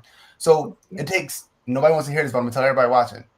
It takes 10 years to master something, to become exceptional at something. 10 years, okay? What people want is they want to practice trying to be rich for 1 year and become a millionaire. It can happen, by the way. It happens, but it's not likely. But if you are truly embodying somebody who is making a lot of money for 2-3 years, you're going to notice something. The money is going to go up. By the time you get to year 10, you're not only going to be rich, but you will be abundant. So the other part that I feel like this is the masculine coming out. The masculine's less patient than the feminine. The feminine says this baby will be born when the baby's ready. That's what the feminine says. The baby will come when the baby's ready to come. I'm not going to make this baby come out. The baby's ready when the baby's ready. The masculine, which is also the baby, I'm ready to go. But some people, they don't realize you are your baby right now. So you are your baby. And so I'm ready to be rich right now. No, you're not, because you're not rich. So you're developing, and give yourself some time, because one day you'll wake up and you'll be there anyway. That's how time works. So give yourself time to truly develop into that person you're becoming. All 3 of us right now are becoming somebody, right? We are all on our way to someone, right? If you want to meet your higher self, you become your higher self. And so we might not realize it, but until you look back, you say, oh, I was on the road the whole time. I didn't even realize I was doing that. Oh, I was doing this already. Oh, okay, I was lining myself up. Okay, y'all have a podcast. Oh, I was talking to people who got knowledge in different fields. I didn't even know that I was actually educating myself, preparing myself to do this thing that I'm doing right now in my life 10 years later. And so, that's what people don't understand, that the journey is that matrix. And it's okay that that just because you have the rich mindset now, also respect the time it takes for somebody rich to come into being. So respect both. So yes, go on that journey, but also respect the time it takes to actually develop into that version of yourself. That was a good one. That's a fact. I say. And that's why I love, All right. that's why I love being out in nature so much, because nature taught me patience. Like, I literally have to, and I'm not just, buying the best soil from the best company I can get it from. No, I literally have to, deal with the soil in a way like, is this soil too acidic to plant? I have to turn the soil into alkaline. Once I turn it into alkaline, I gotta make sure that these seeds go in the dirt the correct way, because they may not germinate if they too deep, or they may get washed away if they sit in too like right on the soil, but not enough, right? It's certain aspects that you have to be patient with. So that's what nature has taught me. So that's why I agree with what you're saying. Going inside, and by me being out in nature, getting that sun, planting my feet, grounding, it keeps me vibrationally aware at the same time. So I agree 100%, brother. 100%. Always. All right. So our other question is, The book is What is FFF or FAMS. Why should I buy it, and how does it benefit me? Okay, so one, shout out to Raheem for that great question. So why should you build FAMS and how does it benefit you? So one, let me start from this. Humanity is sick. We are sick. So there are different kind of organisms. Everybody likes to say that everything is equal, but I just truly do not believe this. Different animals within nature are on different levels, and I'm not saying of like consciousness or intelligence. I'm saying of importance to the system. So certain things can be replaced fairly easy by the natural matrix, and certain things cannot. For example, when Yellowstone wiped out all the wolves, okay, eventually they thought, oh, okay, we're overran with deer a little bit. We'll just hunt more. But then, the trees stopped growing. The rivers stopped flowing. Then they're like, okay, we have a big problem here. We have to bring the wolves back or everything is going to die, right? So they're called a keystone predator or organism. There are certain organisms that are ecosystem engineers, meaning that they literally are building the ecosystem just by being what they are. A bee is a good example of that, right? If you get rid of all the bees, we have a problem.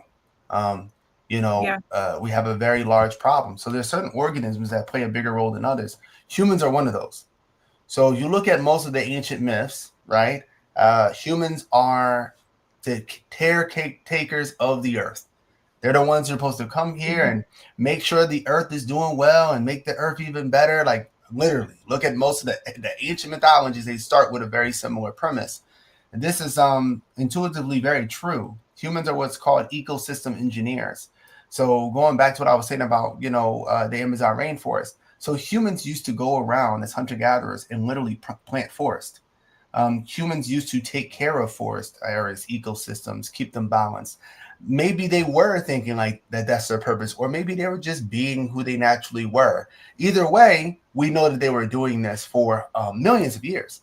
And what happened is when, by the way, before I say this, I got a farmer in here. I got a lot of farmers who watch me. This is not an attack on the farmers.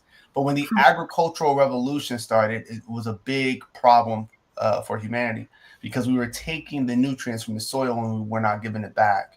And it's expanded outward and outward. And now you're tearing down trees, you're deforesting things, you're destroying biodiversity. Now you're running into other humans who don't want to leave. Now we've got war and, this escalation. And then you have some farmers who own so much farm that they became kings because they said, bro, all this is my land. If you want to live on the land, if you want to eat from the land, you must work for me. Yeah. And this is a centralization of power. This is actually how civilization is born. Civilization and anthropology is the combination between agriculture and centralized power.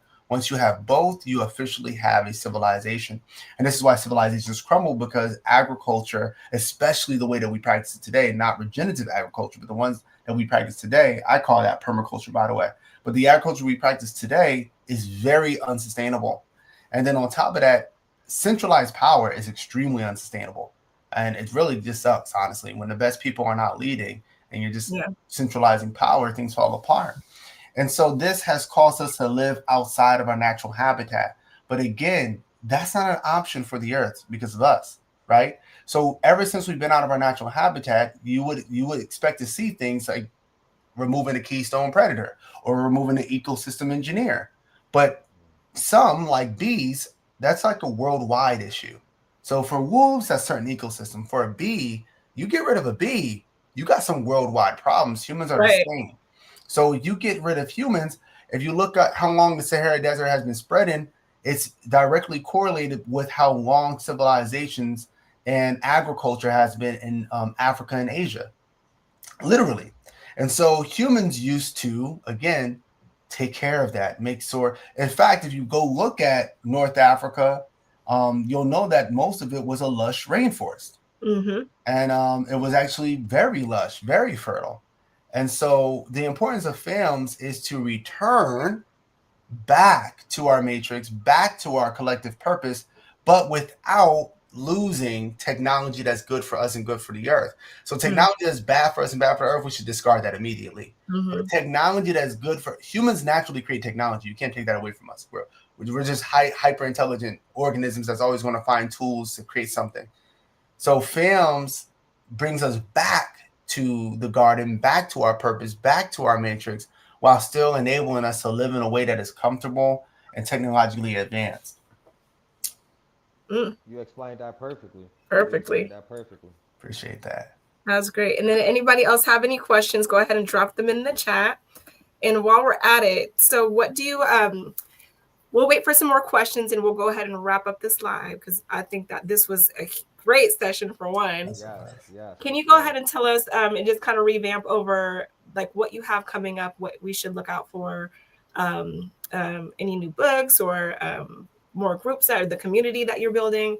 Can you go ahead and tell us more about it? Yeah. So one, I always have books coming out.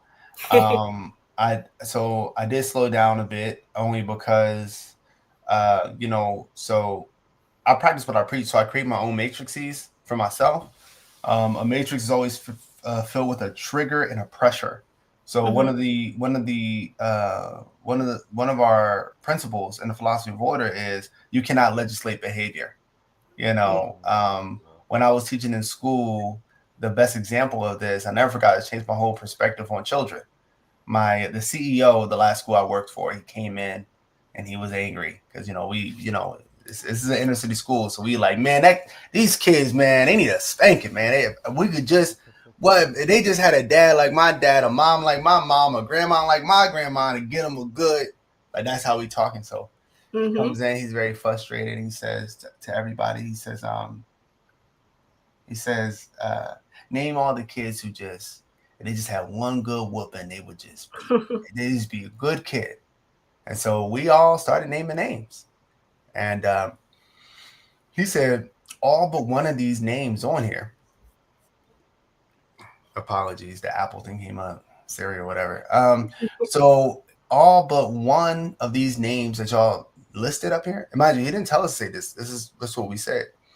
He said, have official documentation given to the school that they have been abused, physically abused through their life, right? And he said, see, you've grown up in a society that's very punitive. So you believe that you can beat a behavior out of somebody, right? But really just removing that behavior from your purview. So that's all you're doing. And it was very impactful, but it's always a good example in the philosophy of order, you cannot legislate behavior. And so a lot of us try to make ourselves be somebody. But you want to build a matrix that person can develop it naturally. And so the way you build a matrix is through pressures and triggers, right? The trigger is what reminds you like, oh, I should be doing this. The pressure is what makes you do it correctly or keeps you doing it consistently. And so, a lion's trigger is when the stomach growls. The pressure in order to be a healthy, strong lion with no diseases is that he has to run in order to catch that meal to stop his stomach from growling. So he cannot have that physique without that trigger and that pressure. It's not possible. And in that same way, we need that. So all that to say, another long story is I would write books and I would take these long hiatus, right? And I was like, that's not fair to people who wait on these books. And so this came out 3 years ago, right? And people are still waiting on Generation 2, which is coming soon. But, so what I said is when I write my next book, I can't release that book until I already complete the next book. So it keeps me on myself constantly instead of procrastinating. Like you can't even release that book. So I have a book right now that I finished, World War Gods 2. So yes, here's the books. You got FAMS Generation 1, which is about FAMS. It's a great story. It's also, but it's an instruction manual. Okay. That's one I want you to read. I want both of y'all to read that. But then you have World War Gods. That's the second most popular one right now. The biography of Yahweh. So we have something called abstract history. Abstract history pretty much, instead of starting off with the assumption that materialists often do, that spirits and gods are not real, This starts off with the assumption that they are real, but their mythologies, like I was explaining before, are not meant to be always read historically, but instead written to just to understand them better. So we want to track these gods and these spirits throughout history. The one I chose was Yahweh. Some people think I chose it just because it's controversial, but actually I've always been very interested in the Abrahamic religions, even though I don't have a religion myself. And so it just seemed the most natural to do his first. So you got that one, you got the first book and the second book. So War War Gods 2 is already written. War War Gods 3 is being written right now. And then Fam Generation 2 will be written after that. And then War War Gods 4. In regards of the things that I'm doing, we got the CCC, which I'm very excited about. A lot of people are joining that. Literally in less than a week, we got over 100 people in there. The architect movement, that's going to grow a lot slower because it's expensive. Right. But that's also growing. People are entering that group, and I'm super excited about that. And then I also just recently opened up the option for people to be my free students for the philosophy of order. So people who just want to learn about the philosophy of order, they don't necessarily want to my direct mentorship. They don't necessarily want to be in the architect group or the CCC or do anything like that. They just want to learn deeper about this philosophy. I made that free for them. That's going to start next month. And exciting things coming. I'm just going to, and my TED Talk should be out soon, Awesome. Exciting. And then before we let you go, where can we find you? Like your website? I know I do have your social media handles in the link in the bio, but do you have a website or anything like that? www.thephilosophyofOrder.com. Trying to think if I'm missing anything. You can join the school communities, the SKOL school communities, the Philosophy of Order, the CCC, just if you got questions, I go live almost every day, Monday through Friday. And that's about it, And we're building a FAMS. Like I said, we're using the architect movement.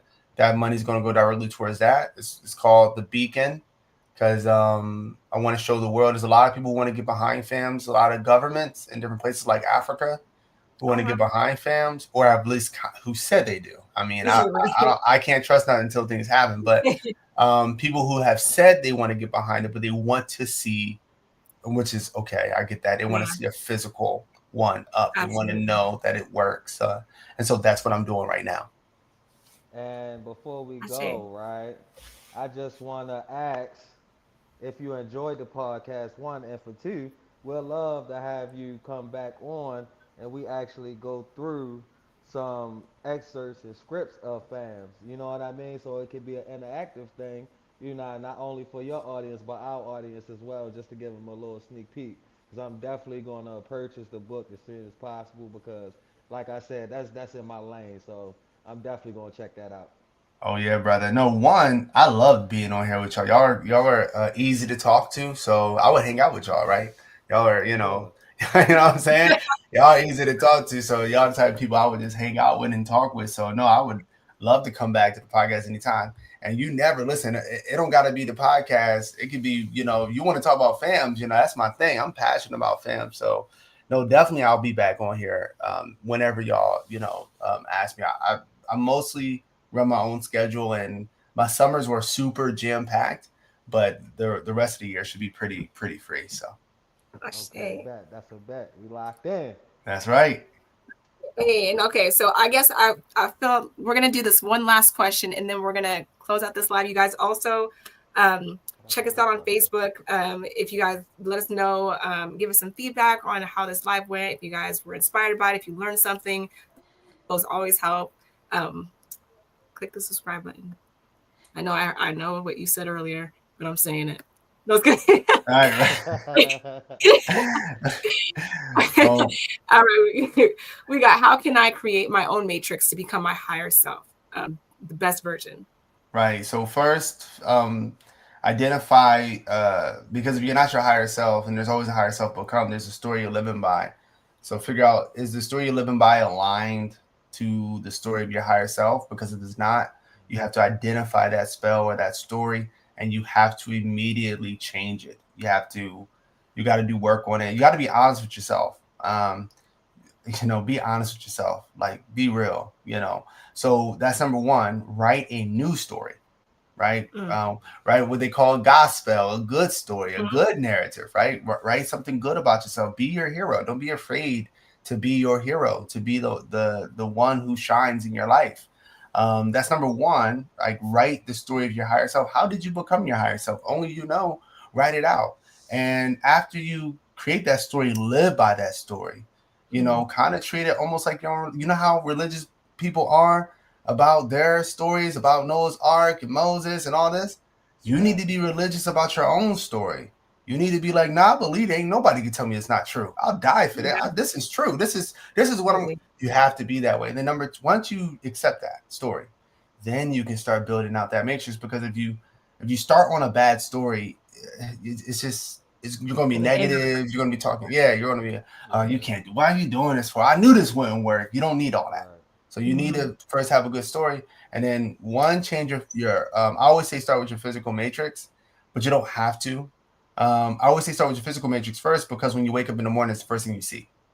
When you walk around, it's the first thing that you see. So you want to change your physical matrix. You can add triggers in your environment. For example, I have a trigger. Mine is when I wake up in the morning, the first thing I think about every single morning, I'm not gonna lie to y'all, is my phone.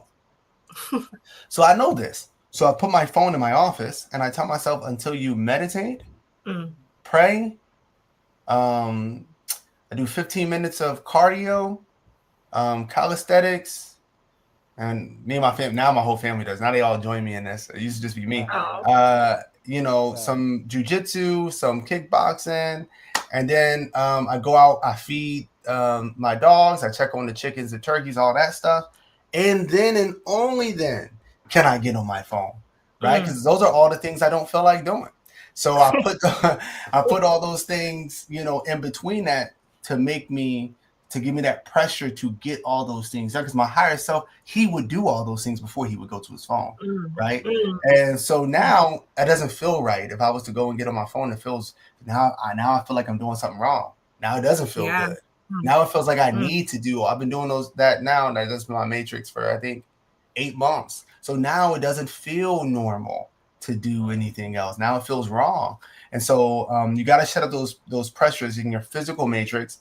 And then your social matrix, you have to find people. You have to remove people. This is the hardest part, that when I break this thing down, you have to remove people who aren't aligned with your higher self. I don't care if it's your sibling. I don't care if it's your mom, your dad. I'm not saying they have to be out forever, but while you're developing, they cannot be there. So, I mean, this is where it stops for a lot of people. They don't take this seriously enough. I'm in that process right now.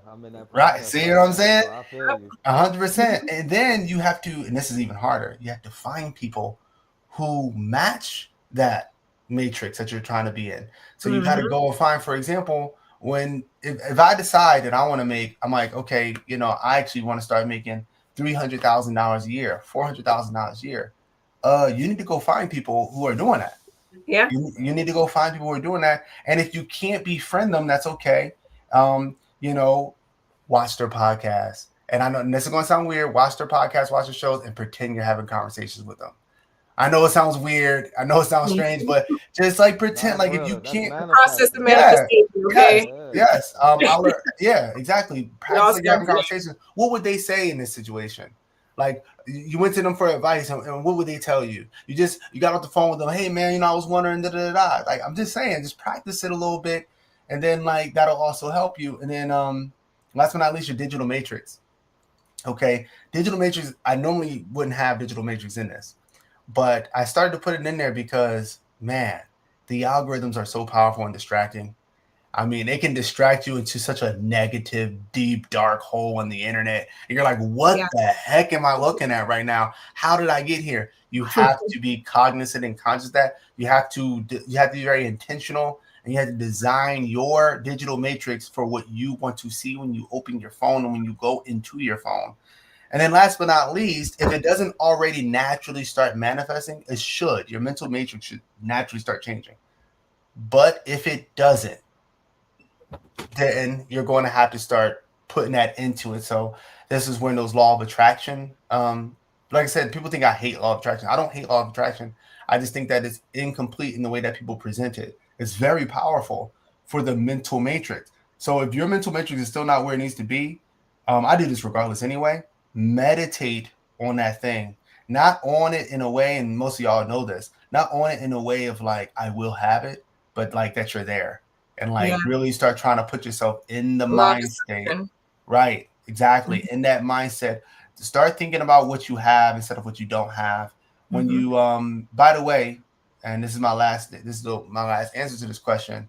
I have not asked the Most High for something, and I think in possibly 20 years. I only say what I'm grateful for. I only name all the things that I have. Thank you for this. Thank you for that. Thank you for this. Thank you for that. And whether it's the Most High, the Creator, or your higher self, whoever you're going to talk to at night, your ancestors, build a habit of gratitude, because technically, you know, you have everything. Yeah, it's just about learning how to access it.